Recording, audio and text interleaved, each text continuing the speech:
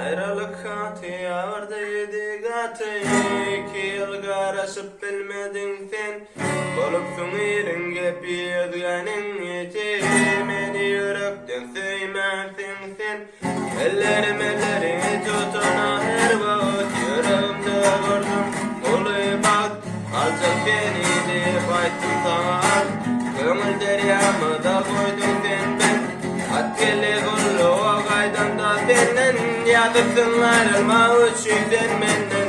Yalnızıptın, duydum seni yandan, özgü bile bolup çıkıptın yoldan.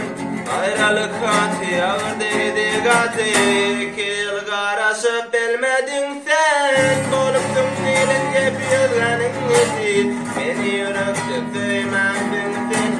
Seni yazacaktım, bağısı kuracaktım, ama bilmezdim senin için olacaktım. Senin dönün ödekli bollum, ananı seni ömür boyu söyacaktım.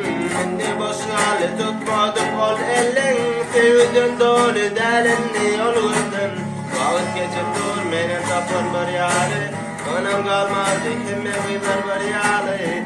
Ayrılık hatı ağır dedi gatı, 2 yıl karışıp bilmedin sen. Bolupsun elin gepi yılganın eti, beni yürekte söymezdin sen.